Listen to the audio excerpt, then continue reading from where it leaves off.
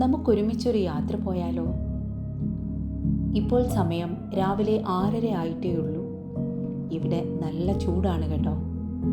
നമ്മൾ ഷാർജയിലെ അല്ലയ കനാലിലാണ് ഇപ്പോൾ ഉള്ളത്. ഒരു പ്രകൃതിദത്ത ശാന്ത തീരം. കനാലിൻ്റെ ചുറ്റുമുള്ള സൗന്ദര്യം ഒറ്റ ഫ്രെയിമിലൊന്ന് കണ്ടാലോ? അല്ലയ ജലശുദ്ധീകരണ കേന്ദ്രത്തിനോടനുബന്ധിച്ച് 1970കളിലാണ് അല്ലയ കനാൽ നിർമ്മിക്കപ്പെട്ടത്.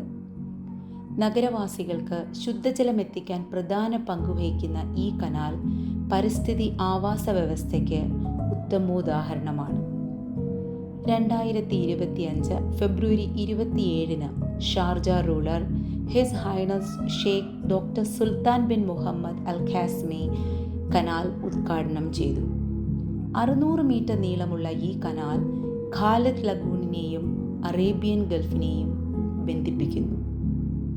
ജലസേചനം മെച്ചപ്പെടുത്തുകയും കോറൽ റീഫ് സംരക്ഷിക്കുകയും ചെയ്യുന്നതിനോടൊപ്പം ഇത് മനോഹരമായ ഒരു ടൂറിസ്റ്റ് ഡെസ്റ്റിനേഷൻ കൂടിയാണ്.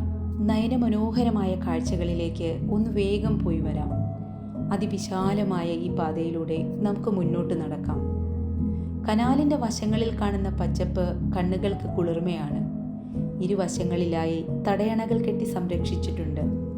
സൂം ചെയ്ത് കാണിക്കാം. നോക്കൂ, എത്ര മനോഹരമായാണ് സംരക്ഷണം ഒരുക്കിയിരിക്കുന്നതെന്ന്. വൈകുന്നേരങ്ങളിൽ കടൽക്കാറ്റിൻ്റെ ശാന്തതയും കുളിർമയും ആസ്വദിച്ചു നടക്കാൻ ഒരു ഉഗ്രൻ ഇടമാണിത്. നല്ല തെളിഞ്ഞ വെള്ളവും പരവതാനി വിരിച്ചിട്ട പോലെയുള്ള നടപ്പാതയും കണ്ട് നിങ്ങൾ അത്ഭുതപ്പെടേണ്ട. നാനാ രാജ്യക്കാർ തിങ്ങിപ്പാർക്കുമ്പോഴും ഈ രാജ്യത്തിൻ്റെ നിയമങ്ങളെക്കുറിച്ച് എല്ലാവരും ബോധവാന്മാരാണ്. ഓരോ 50 മീറ്ററിനിടയിലും ഇരുവശങ്ങളിലുമായി സ്ഥാപിച്ചിരിക്കുന്ന ഡസ്റ്റ്ബിൻസ് നമുക്ക് കാണാം.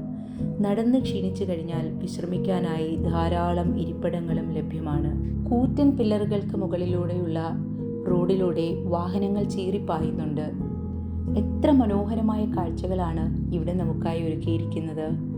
ആ റോഡുകളിലേക്ക് എത്താൻ മനോഹരമായ സ്റ്റെപ്പുകൾ കാൽനട യാത്രക്കാർക്കായി ഒരുക്കിയിട്ടുമുണ്ട്. ധാരാളം ഗവൺമെൻറ് സ്ഥാപനങ്ങൾ ഇതിൻ്റെ ചുറ്റുമായി നമുക്ക് കാണാൻ സാധിക്കും.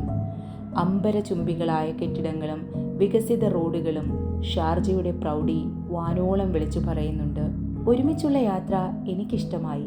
നിങ്ങളും ആസ്വദിച്ചുവെന്ന വിശ്വാസത്തോടെ ബൈ, ടേക്ക് കെയർ.